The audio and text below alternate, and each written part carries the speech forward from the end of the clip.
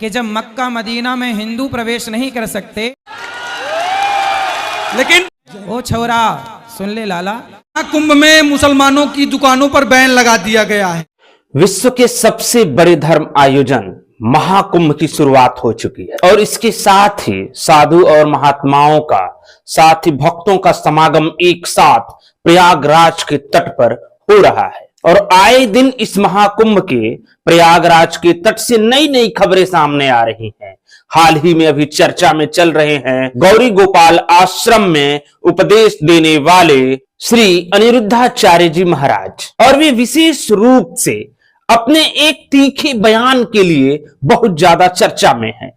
और उनके इस बयान से पहले मैं आपका ध्यान एक तरफ लेकर जाना चाहूंगा बागेश्वर धाम के पीठाधीश्वर धीरेन्द्र नाथ शास्त्री जी के उस बयान पर, जो कि महाकुंभ की शुरुआत से कई महीने पहले उनका यह बयान आया था, विशेष रूप से सनातन विरोधी लोगों के लिए। उन्होंने कहा था कि मेरे अंगने में तुम्हारा क्या काम है। आप इशारा समझ रहे होंगे कि बागेश्वर धाम के पीठाधीश्वर धीरेन्द्र नाथ शास्त्री जी ने इसको इशारा करते हुए कहा था। वे इतने सहज लहजे में भी नहीं थे उस समय, और उन्होंने विशेष रूप से और स्पष्ट तरीके से ये इशारा किया था इस्लाम धर्म को मानने वाले, यानी कि इस्लामी मजहबी लोगों को। खैर ये बात तो पुरानी हो गई, लेकिन महाकुंभ की शुरुआत में इस बयान की चर्चा अब क्यों हो रही है, इसको क्यों जोड़ा जा रहा है गौरी गोपाल आश्रम के श्री अनिरुद्धाचार्य जी महाराज से?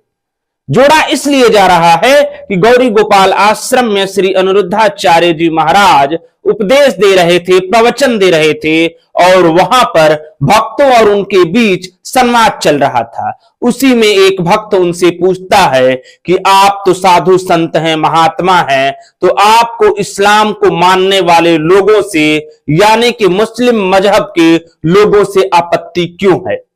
तो उनका सीधे से एक बयान आता है और उस भक्त के प्रश्नों का जवाब देते हुए वे कहते हैं, जब मक्का मदीना में हिंदू बैन है तो प्रयागराज में हो रहे इतने भव्य महाकुंभ में उनका क्या काम है? वह भक्त यहीं पर नहीं रुका, वह भक्त उनसे लगातार सवाल कर रहा था, और उसके सवालों पर आग बबूला होते हुए वे तुरंत कहते हैं कि तुम हो कौन जो ऐसे ऐसे सवाल पूछ रहे हो? वह भक्त तुरंत बोलता है कि मैं अतुल तिवारी, जाति से मैं ब्राह्मण हूं। तब जाकर श्री अनिरुद्धाचार्य जी महाराज थोड़े से सहज महसूस होते हैं और वहीं पर तुरंत बोलते हैं कि जब हिंदुओं को ही इस बात को समझाना पड़ रहा है तो मैं क्या ही कहूं। वे यहीं पर नहीं रुकते हैं और वे और अपनी बातों को बढ़ाते हुए कहते हैं कि दुर्भाग्य है कि मुझे इस प्रकार के लोगों को समझाना पड़ रहा है।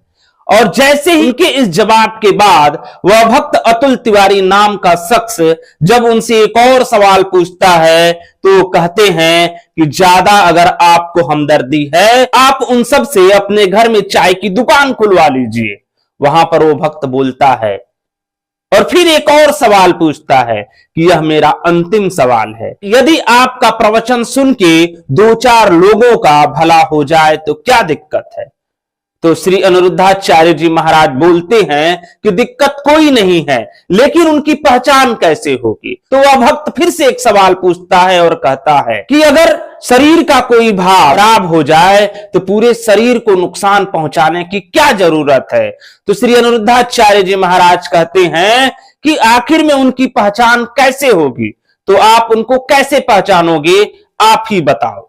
वह भक्त यही नहीं रुकता है, एक सवाल पूछ के वह अपने साथी से थोड़ा सा फुसफुसाहट में कुछ बातचीत करता है। तो यहीं पर श्री अनिरुद्धाचार्य जी महाराज आग बबूला हो जाते हैं और वो कहते हैं, करे वो लाला थोड़ा सुन ले।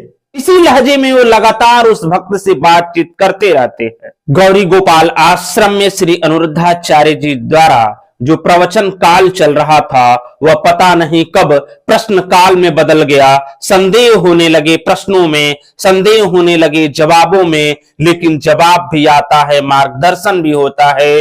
अंत में वह भक्त अतुल तिवारी उनके सामने नतमस्तक होकर कहता है कि मैं तो आपका भक्त हूं, आप तो हमारे गुरुजी हैं, मैं आपके चरणों में शरणागत हूं और इस प्रकार से इस सवाल जवाब के दौर की समाप्ति होती है। बात यह नहीं है कि यह प्रश्नकाल चल रहा था, बात यह नहीं है कि महाकुंभ में प्रवचन हो रहे हैं और अलग अलग भक्तों के अलग अलग सवाल हैं।